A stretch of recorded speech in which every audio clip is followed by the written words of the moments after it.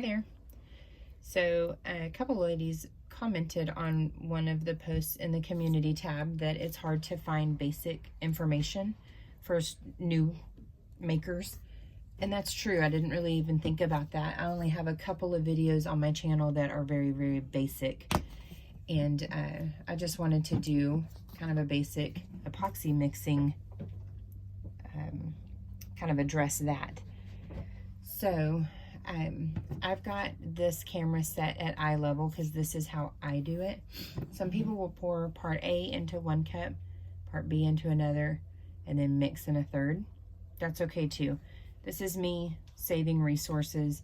This works for me. You do what works for you, as long as your parts measure out exactly to whatever the manufacturer recommends.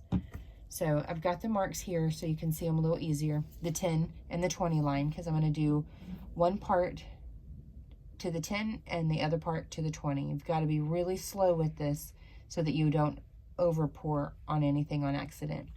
Now you'll notice this says craft store or craft smart.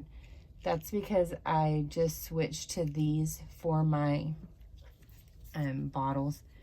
My other bottles kind of clunked out on me and I had to toss them because they cracked. So I'm trying something that has kind of a rigid feel to it and a flip top lid. So this is part B for black, and my lid to this container is black. I don't really ever pay attention to which one I'm starting with. I just pour. Sorry, I'm not used to this one just yet. So we're going to get really close to that line and we're going to stop and let it settle.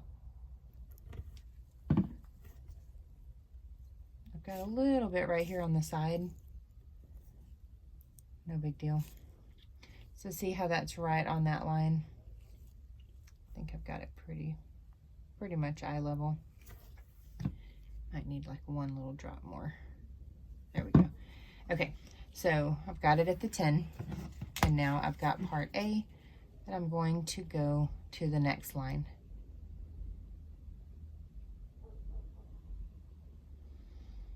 Nice and slow.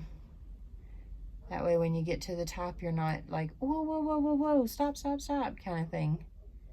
Kind of like when something overflows when you least need it, when it's the least convenient. So you can kind of see those two parts right there. They're definitely separate. So we are going to stir that, and I'm going to do my best to keep my hand out of the way because I got big giant hands.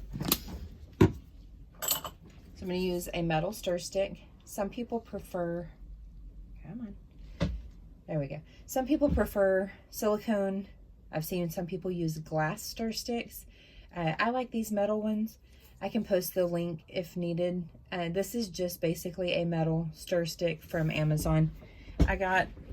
I'm pretty sure it was a 6-pack for $6, or maybe it was a 5-pack for $6.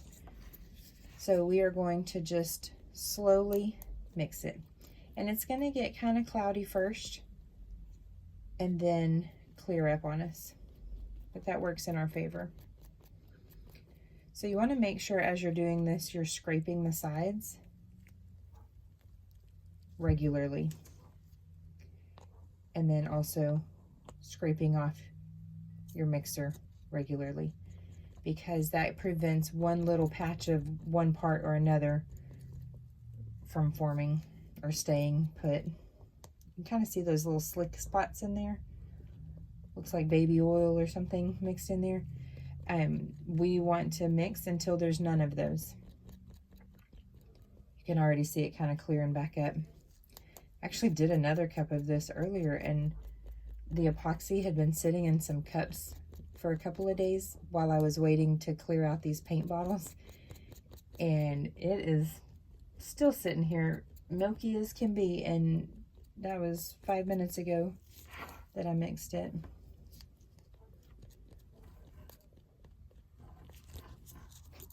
Trying to keep it from focusing on my hands. Kind of hard, but you can see there's still those weird spots in there. So we're going to just continue scraping the side. Make sure you're addressing the bottom nice and thoroughly like that. So any other basic techniques, I'll be happy to try and do recordings of that as well. I know I've got one for decal application somewhere pretty far down the menu. I've got one that is not too far down. It's a yellow cup. That was the hang method epoxy application, where you just pour it on the bottom and literally just squeegee it with your finger or a makeup brush. Some people prefer these silicone brushes. Also off of Amazon. Actually, I think this one came in a box from Fran's Glitter and More. I got one of the mega boxes one day. It's kind of random. People that get the subscription box, she does, I think it's 10 winners. It might be 12, but I'm pretty sure it's 10. They get extra stuff. And whenever I got mine, it was like an ink, 6 or 7 water slides, an extra glitter additive, a mica powder. It was great. I've been getting the subscription boxes for quite a bit now. Maybe 7 or 8 months if I had to put a number on it. And it was just great. So that's pretty much mixed up right there. You see a few air bubbles. I see just a couple of little slick spots in there that I need to address, but it's pretty much there. So that was probably 4 minutes worth of stirring. So just keep an eye on that. If you go too vigorous, you'll make unnecessary air bubbles. A lot of those will end up rising to the top and popping anyways. You can see that I've actually got some in there, and they're making their way to the top. So if you get too many and you feel like it's going to affect your project, just set it aside for a minute. Let those rise up. If you mix too much epoxy in too small of a container, it can start causing it to cure too soon. Cure really fast.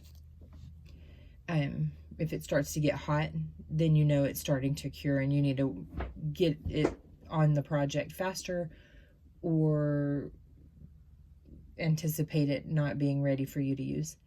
So that's how I do that. Get that back to eye level for you. You can kind of see how that lines up right there. That was where I started with one part. That's where I ended with the other, and then mixed it thoroughly. I see a spot right here that I didn't get off the wall.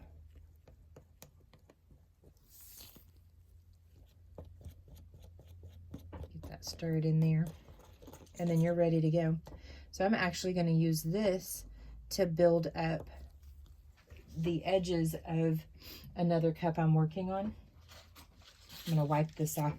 Wipe this off pretty soon after you're done. That way you have less to have to peel off later. If your epoxy looks like this, I would not suggest using it. That's actually going to end up... I'll throw some glitter in here, and I'll throw it in my little Lego man mold, which is right here. He's a work in progress. It takes quite a while to fill up one of these guys. It's pretty deep. But I do that just as something fun to make that guy. I've got a couple of these floating around, but you can see all the different things. I finished this one off with one color on the back. It was pointless. So I'm going to throw the milky one. I'll throw some glitter in there in a little while. Probably a glitter I don't really anticipate using too frequently. And then I'll do the other. So I'm going to do this to build up the edges of that cut back there. That is actually cowhide. So I've been working on that one off and on for a while. So if you're interested in that, you can definitely check that one out. I'll be uploading that next video in the next couple of days. I'm going to build it up with this just because there is such a ledge right here. And I need to get it up a little bit more equal before I start adding glitter. Not quite exactly level, but closer. So that's what I'm going to do with the majority of this, and then I'll make earrings out of the other. I got a bunch of new molds the other day, and I just popped these out. And so I'll probably throw something in here and use that. So that's it. Hopefully that is one basic that somebody needed help with. Like I said, if you have any other suggestions for basics, please don't hesitate to tell me. I'll be happy to try and work that into the rotation here. So any other comments or questions, don't hesitate to let me know. I'll be happy to try and answer them. I'm not an expert, but I know enough to be dangerous. So you guys have a good one, and we'll see you soon. Thank you.